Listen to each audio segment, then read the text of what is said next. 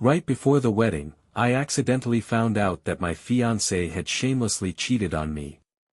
Then, I gave her a painfully harsh response. Let me start from the beginning. I've spent a lot of time mulling over what folks are getting at when they bring up gut instincts.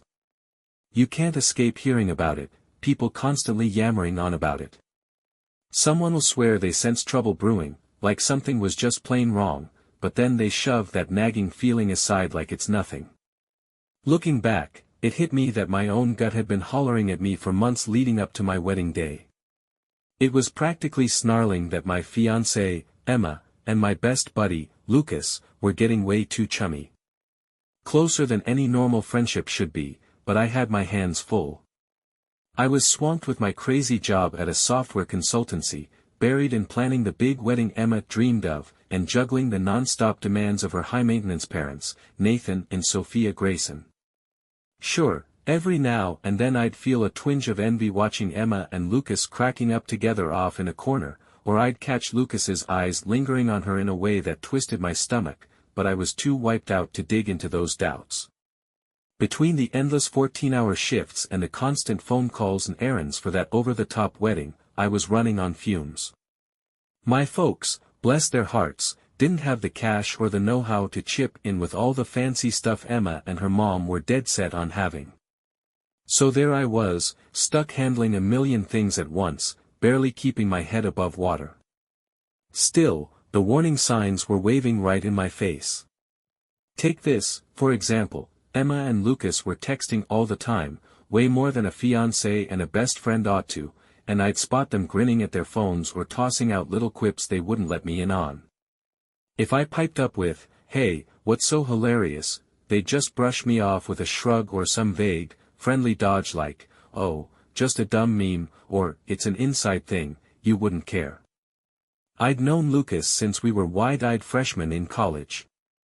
We'd crammed into a tiny dorm room together, burned the midnight oil cramming for exams, and had each other's backs when it counted. I genuinely thought we were tight as brothers, and maybe that's why I kept shoving my worries down. The idea of him stabbing me in the back like that? I couldn't wrap my head around it. He's my best man, I'd tell myself, he's got me covered, doesn't he? Yeah, sure he does. Now, Emma, she came from a whole different world, money-wise.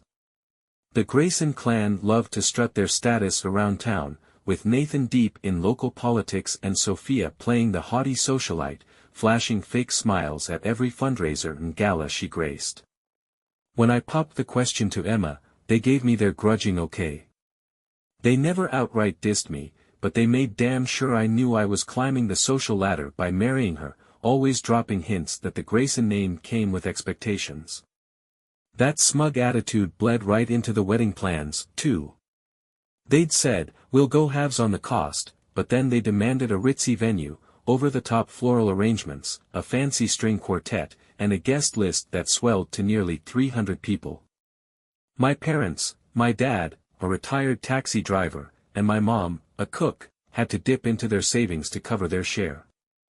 I tried putting my foot down more than once, but it always ended with Emma's mom laying on the guilt, "We can't skimp, we're the Grayson," or "What'll people think if your bride looks tacky on her big day?" That kind of talk rubbed me raw, but Emma usually took her folks' side, brushing me off with a casual, "Let them enjoy it, we're only doing this once, right?" Famous last words, huh? A week before the big day, Lucas, grinning like he owned the world, stepped up and offered to sort out hotel bookings for the out-of-town crowd. "You're swamped, man, let me handle this," he said, flashing some screenshots on his phone.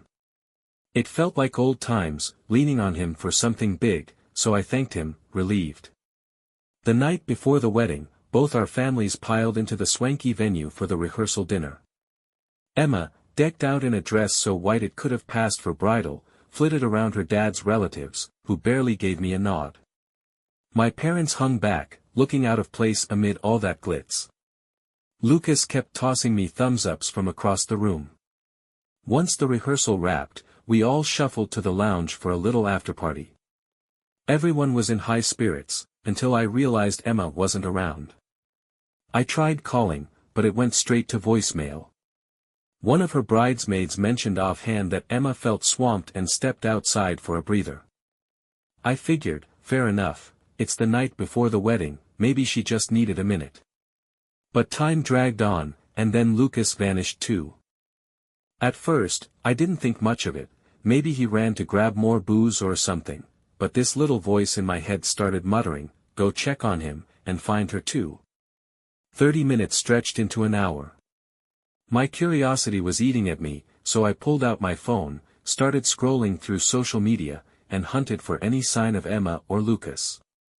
Of course, I went to Lucas's Instagram and there it was, a short story that he posted and pulled down in seconds, but not fast enough. In that split-second clip, I clocked a hotel hallway, the gold-patterned carpet, a half-hidden door number.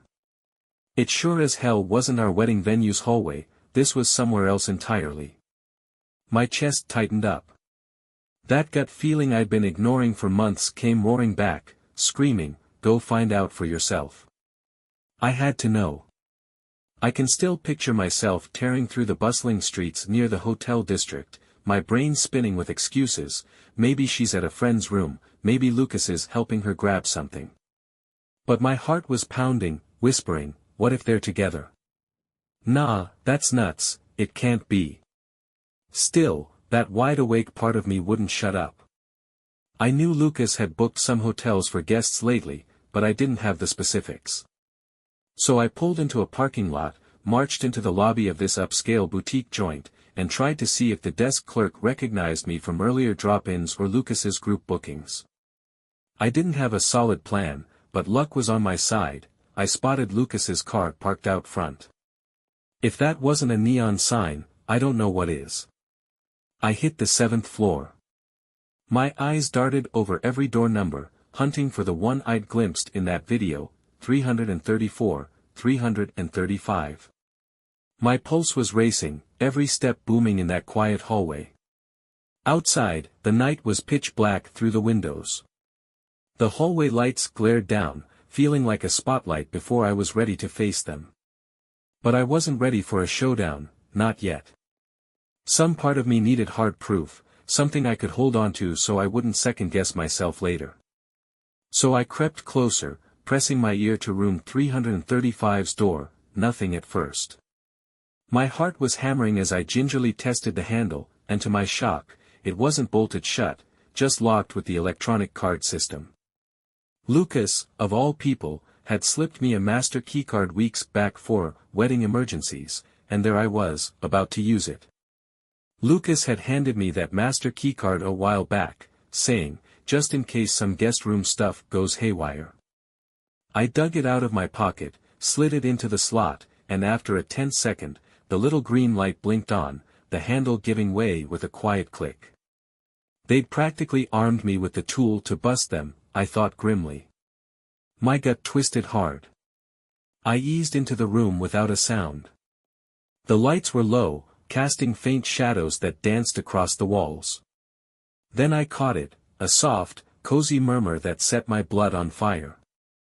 Right there, sprawled across the king-sized bed, Emma was tangled up with Lucas, skin bare, her hair a wild mess, stretched sideways on the cushy sheets while he hovered over her. They were whispering something too quiet for me to make out, lost in their little world, but her giggle cut through me like a knife. That was plenty. I didn't need more to know what was up. Rage hit me so hard I clenched my fists without even thinking. I wanted to unload a storm of curses, yank Lucas off that bed, and pound him into next week for pulling this crap, but a tiny, cool-headed part of me piped up, hold up, don't let them see you snap, get the evidence. I remembered the wedding was less than 12 hours away. I pictured them standing up there with me at the altar, smug as hell, thinking I was clueless, and me tearing their perfect little act to shreds in front of everybody. My hands were shaking as I pulled out my phone, flipped it to video, and zoomed in close. My thumb lingered over the record button, and I told myself, yeah, you'll want them to see exactly what you nabbed, down the road.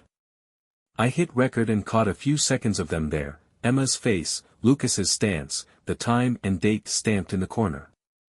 They didn't have a clue I was standing there. Lucas muttered something like, "No one's ever gonna catch us," and Emma let out a soft chuckle. The camera snagged it all, crystal clear. My whole body was quaking with fury. I bit down hard to keep quiet, not ready to tip them off. Not yet, this wasn't the moment to blow up. I kept chanting that to myself, like a lifeline to keep from losing it completely. Once I had what I needed, I backed off slow, still filming as I went, letting the phone's mic soak up every mortifying detail. I shut the door behind me, silent as a ghost. Then I bolted, practically sprinting down the hall to the elevator. It felt like I was carrying a live grenade, set to go off tomorrow. The night air hit me like a bucket of ice water when I stumbled outside. My heart was slamming like I'd just run a race. Anger crashed over me in waves, begging me to scream or just fall apart. I gripped my phone, sweaty fingers clutching the hard proof that the people I'd trusted had gutted me. I took a few minutes to pull myself together, forcing my breaths to even out, then hopped in my car and drove around with no real destination until I landed at some all-night diner. Slumped in a beat-up booth, I played the video back, just me and the flickering fluorescent lights. It was undeniable. That's when a brutal idea started taking shape in my head. If they thought they could make a fool of me, they'd nailed it, but I wasn't going down alone tomorrow. Sleep wasn't happening that night. By 5 in the morning, I'd chugged 3 coffees, jotted down some rough notes for my wedding speech, and run through a mental playbook to tweak the day's lineup so I'd have the mic and projector in my hands. The venue had this slick AV setup for a slideshow, cute shots of Emma as a kid, my awkward teenage pics, and us goofing off at the beach. I'd put that whole thing together myself, but I knew the system inside out, swap in a thumb drive or my phone, and I could show whatever I damn well pleased. A small piece of me wavered, knowing I'd be flashing a private, steamy moment to a crowd, but then I thought about them sneaking around the night before our wedding. That cold-blooded betrayal made my revenge feel fair, at least to me. What they did had a price. By 6:55 a.m., I rolled back to the apartment Emma and I had been sharing for nearly a year. No shocker, she wasn't there. If she figured I was in the dark, maybe she'd crept in at dawn, crashed in the guest room, and planned to spin some yarn about a girl's night. But when I walked in, everything was just like we'd left it, living room dark, bedroom untouched. I stepped into our bedroom, which used to feel like a warm hideout. Now it was like walking into someone else's house. Her phone charger sat on the nightstand, the ring box I'd given her still perched on the dresser. The hurt flared up again, but the anger burned hotter. She'd tossed everything we had for a cheap roll with my best friend. I switched my phone to vibrate and tried to catch a couple hours of shut-eye, but my brain wouldn't quit spinning. Around 8:45 a.m., I heard the faint beep of the front door unlocking. Emma was back. I played possum, curious if she'd sneak in quiet. Sure enough, her steps were soft, like she didn't want me stirring and asking questions. She didn't even poke her head into the main bedroom, just slipped straight into the guest room, probably to fix herself up. After 20 minutes, I went outside, stretched, faked a yawn, acting as if it were a normal morning. She was parked at the kitchen island, hair brushed, rocking a t-shirt and sweats, flashing me a worn-out smile. "Morning, babe," she said. "I ended up crashing with a friend last night, too much wine at the rehearsal, you know how it goes." I grinned back, my head buzzing with that video from last night. "Sounds like a hell of a time," I said, keeping my voice steady. "Just glad you're all right."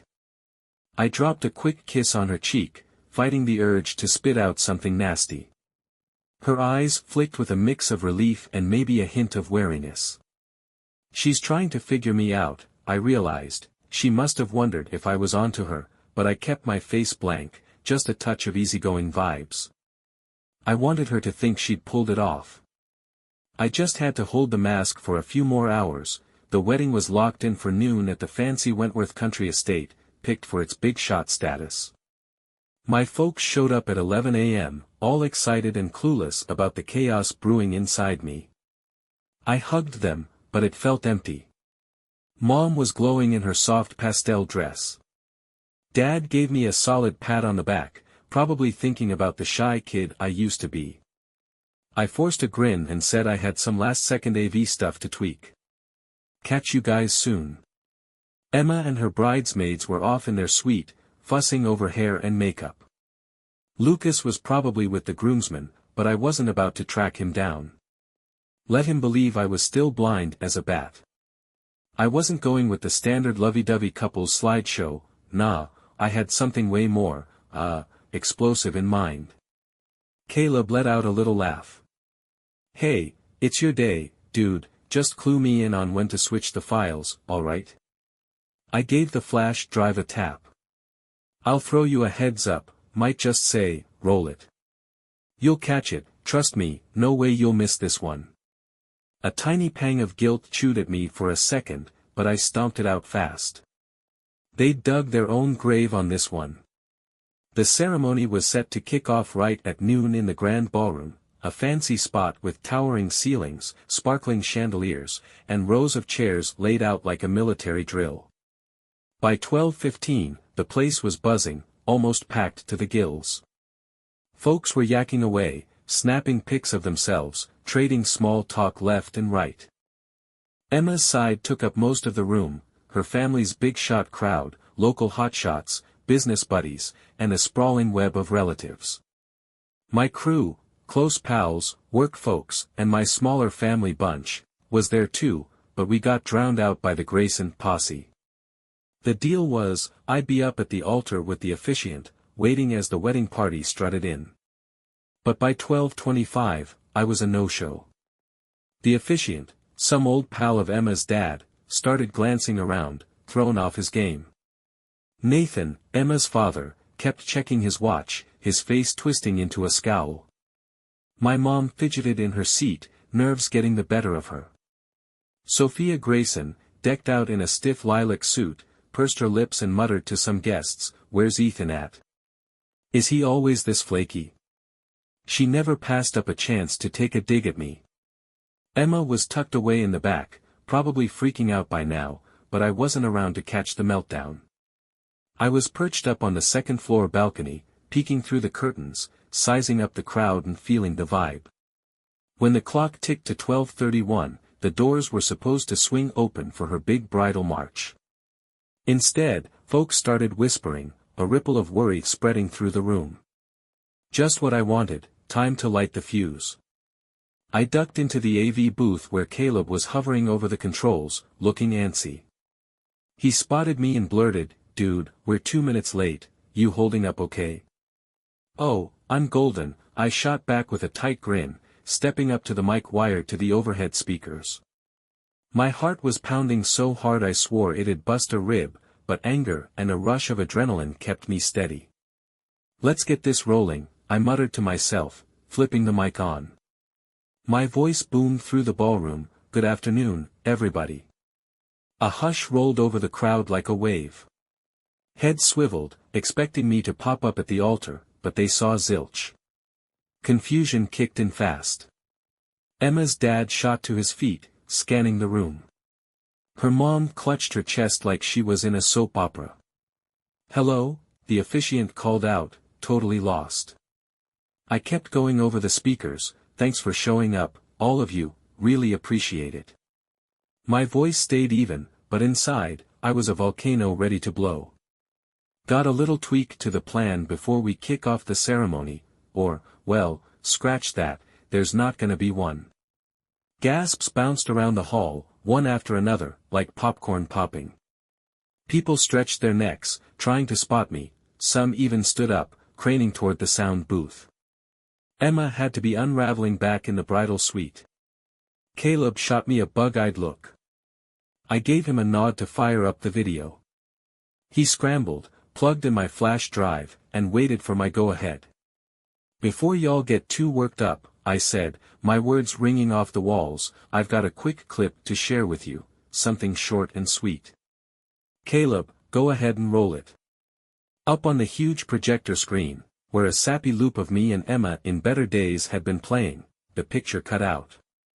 For a split second, it went pitch black.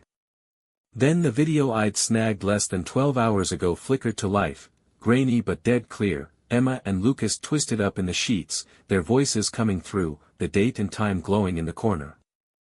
I'd tweaked it just enough to zoom in on Lucas's face as it angled toward the camera. He never saw me, but you couldn't miss him.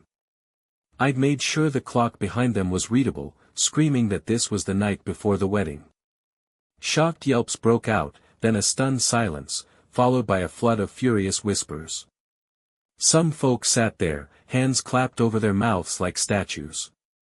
An old auntie let out a wild, "Oh sweet Jesus." Nathan Grayson, still on his feet, nearly tripped over his chair. Sophia's face twisted up like she'd chugged vinegar. Lucas, probably chilling in the groomsmen's room, might have caught the gasps and pieced it together. "Too late now, pal." Even from the booth, I could hear pounding footsteps and yelling. The officiant just gawked at the screen, useless as a busted clock. A bridesmaid let out a howl, and from somewhere off to the side, someone barked, "Shut that thing off." I let it run a solid 10 seconds, long enough for everyone to clock the date, soak in the raw details, and realize it was my fiancé and my best buddy. Then I killed the feed. The screen went black again, but the room erupted into pure madness. Caleb's face was white as a ghost. "What the hell, man?" he mumbled, but I just stepped back from the mic down below. Emma burst through the entrance in her wedding dress, her face pale with dread. Her hair was pinned up perfect, makeup on point, but panic was spilling out of her. "Turn it off," she screamed, her voice shrill and desperate. She'd missed the clip by a hair, but the crowd's shell-shocked stares told her plenty. Sophia charged at the projector, jabbing a finger at the staff. "Who let this happen?" she hissed. Caleb shrank back in the booth, too stunned to answer. Nathan stormed down the center aisle, bellowing like a mad bull. "Ethan! Where's Ethan at?" He spun around, face turning purple, while guests scrambled out of his way, unsure whether to stick around or bolt. My mom was crying her eyes out. Dad stood next to her, shielding her, throwing a hard stare at the Grayson crew, trying to make sense of the mess. Some of Emma's kin slunk back, petrified the stink of this scandal would stick to them. A lady in the second row straight up passed out, her neighbor shaking her, hollering for water. It was total chaos. Emma swept her eyes over the crowd, hunting every nook and cranny. The train of her gown trailed behind her like some lost spirit. Then she locked onto me up on the second-floor balcony. I stepped out, leaning over the railing. Every head in the place followed her gaze, zeroing in on me like I was running a twisted sideshow. "What are you doing?" Emma screeched, her voice cracking with fury. "You're not supposed to see me before the wedding, you spineless jerk." Weird thing to gripe about, all things considered. Thank you for watching my videos. Don't forget to subscribe and leave a comment, let me know which city or state you're watching from. I got a dark kind of kick out of how, even with everything falling apart, she still clung to that old superstition about the groom not seeing the bride. "There's no wedding happening," I declared, letting my voice ring out loud and clear. "You took care of that last night." Emma went stiff, tears shimmering in her eyes. "Ethan, come on, can we just hash this out privately, away from all these people?" "Why should we?" I fired back, sharp and quick. "You didn't mind sneaking around with my best buddy behind my back. I figure everyone who shelled out time and cash to get here deserves the real reason this whole thing's off." Her mom, face flushed with fury, jabbed a finger at me like I was the bad guy.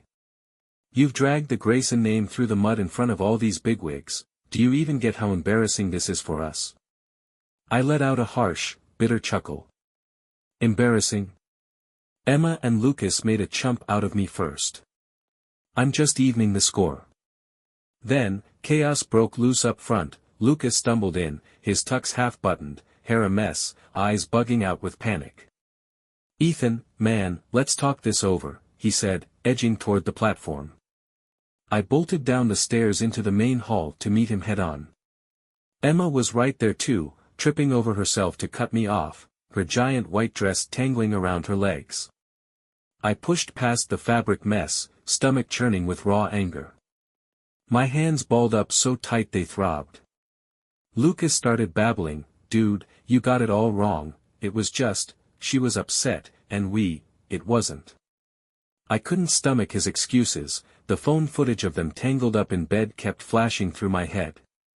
A wild surge of rage ripped through me, and I hauled off and smacked him hard across the face, the crack echoing in the stunned silence that dropped over the room. Lucas stumbled back, hitting the deck with a groan of pain. The whole crowd sucked in a collective breath. Emma screamed, "Stop it.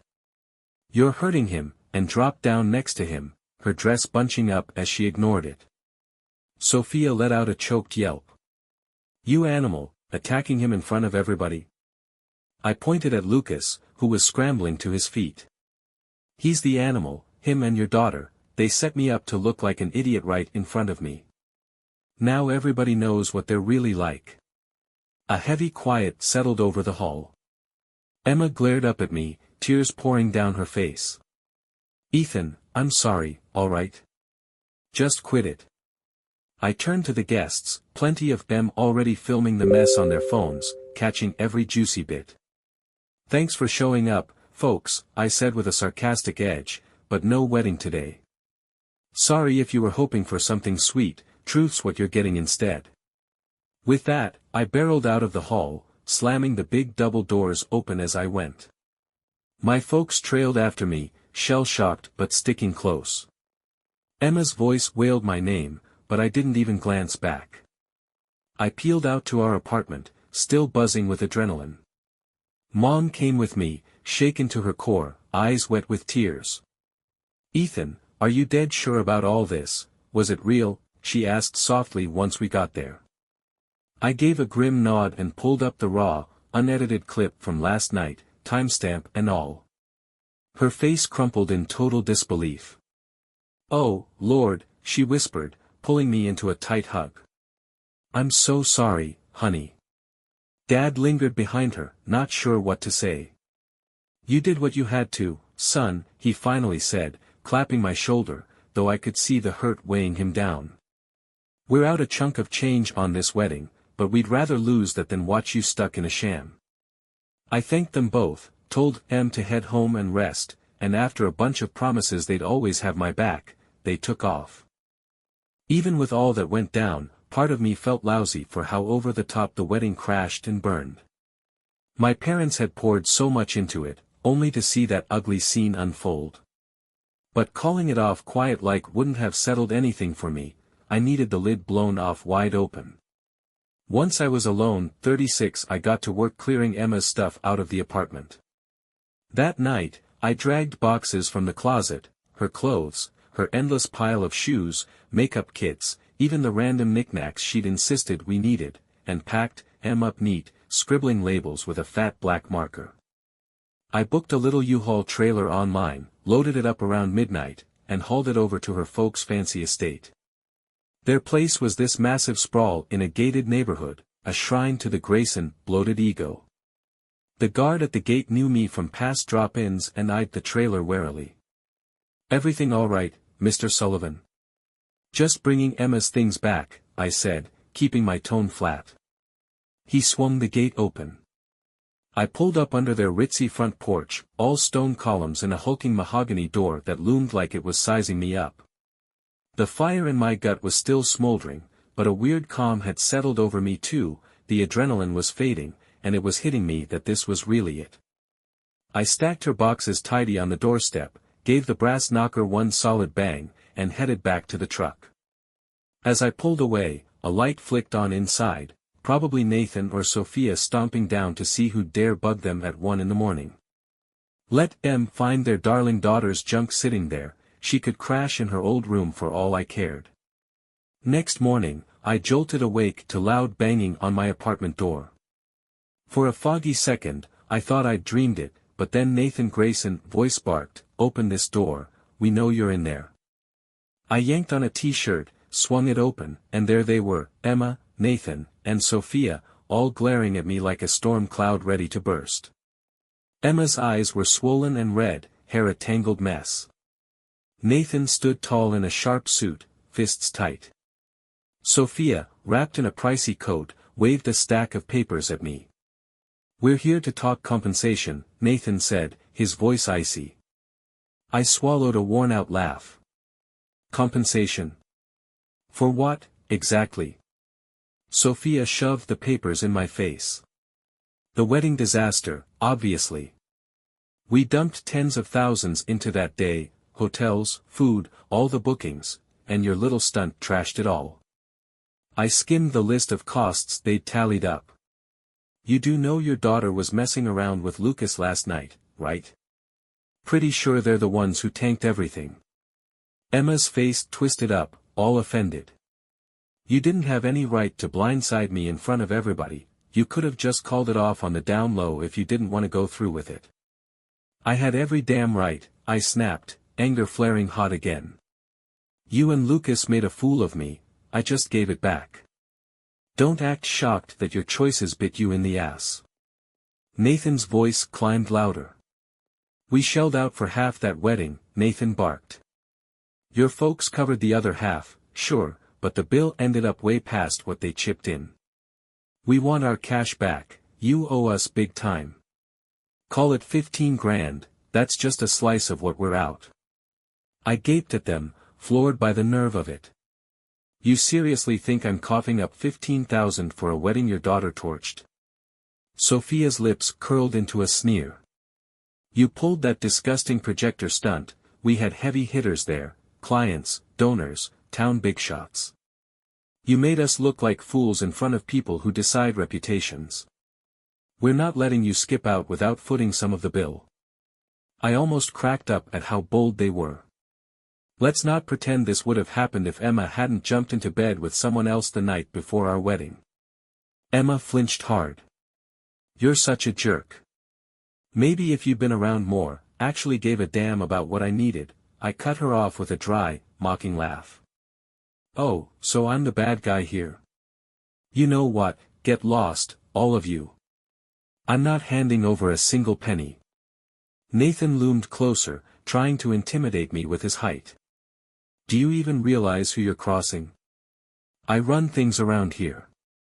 Yeah, you've mentioned that before, I shot back, unfazed. But you're overlooking something, I've got that video, your daughter's face clear as day, timestamp and all. Push me if you want.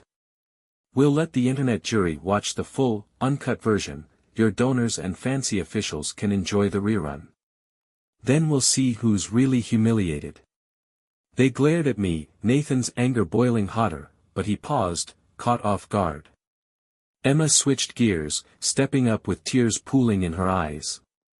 Ethan, come on, we were in love once, built something real together. Don't trash it all over one screw-up. One screw-up? I echoed, my voice shaking with disbelief. It wasn't some oopsie, you made a choice. I saw it, recorded it, there's no undoing that. Now get the hell out of here. Nathan's shoulders sagged as it sank in, he had no cards to play. They could huff and puff, but I held the proof. Sophia gave a snooty little huff. You'll be sorry for this. I shrugged it off. Not nearly as sorry as I'd have been tying the knot with your daughter. They stomped out, slamming the door so hard the walls shook. I leaned back against it once they were gone, a mix of bone-deep tiredness and a strange, sour relief washing over me. It was done, no wedding, no fiancé, no best friend left. A win, sure, but it felt kinda empty. Word got around quick.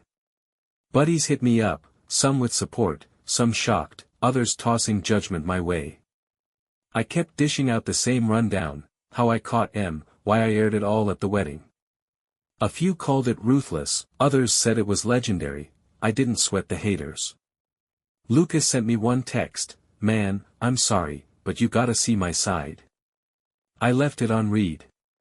Guy lost his job not long after for being a snake, serve him right. My folks were gutted, torn up over the cash they'd sunk into it, but glad I dodged a train wreck marriage. Dad kept telling Mom, better to lose money than watch Ethan lose his pride. I swore I'd pay M back someday. The Grayson clan tried to patch up their image, tossing out stories about me flipping out from jealousy, but the guests knew what they saw, their good name was toast. Emma, humiliated, bounced between pals, maybe even landed back with Lucas. I couldn't care less.